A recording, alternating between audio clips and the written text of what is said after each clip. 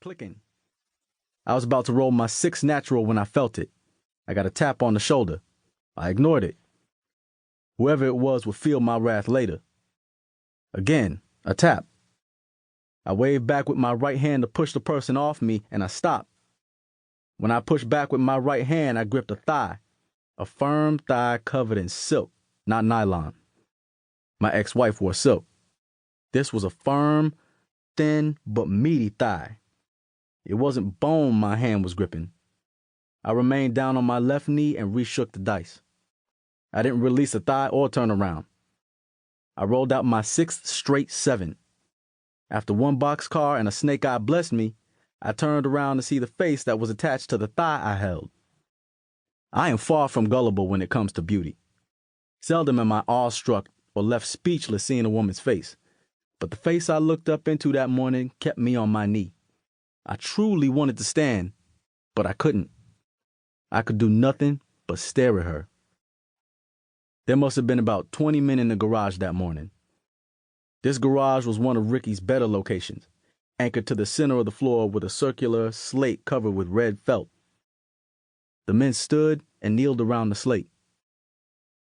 Everything smokable was smoked in the garage. Language was not restricted.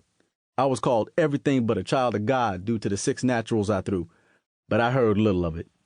I only heard my own heartbeat. All I saw was her face. All I smelled were lilacs. All I felt was the silk. She didn't move her thigh, and she didn't take her eyes from mine. I need to talk to you, Mr. Price. Ricky said you could help me. Her voice was barely above a whisper, but I heard it. I released her thigh and stood. 1 second, baby. I was trying to regain my cool. I turned back to the circle and collected my winnings. The 6 naturals got me a little over 1,800. I peeled off 180 for the houseman, Ricky. When I handed him the cash, I bent down to his ear. What's up with the babe?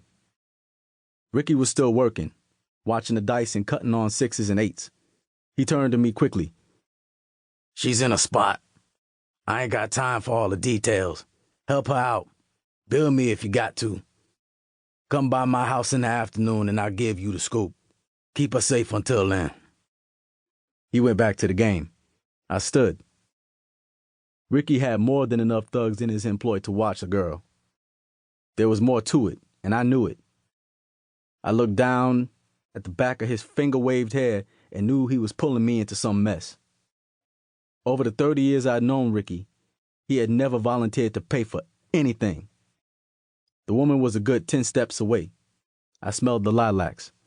I went to her, put my hand on the small of her back, and said, "Come with me." When I go out to nightclubs, I wear a pinky diamond ring, a gold Rolex, a gold link neck chain, and a couple of nugget bracelets.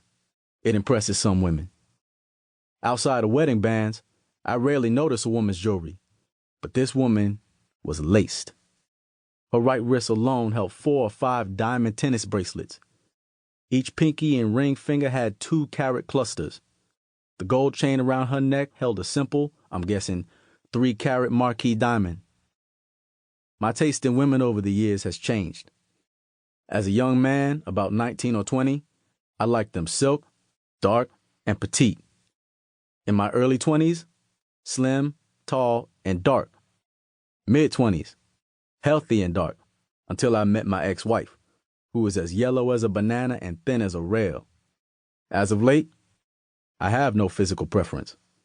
I like them neat, clean, well-dressed, well-read, and socially conscious. I look for women I can talk about things with. Social issues, race issues, sports, literary works, environmental issues, black art, plays, music, and any and everything. I had been looking for a woman with a mind. I thought I was getting away from the physical until I laid my eyes on her. If she was brain dead and couldn't speak a word, I would have helped her. And for one reason only. She was fine. Maybe it's sexist, I don't know. But I like women in dresses and skirts. I like them better when the dresses and skirts are long with splits, preferably with hidden splits, the kinds that fold over in the middle. There's something about a long skirt.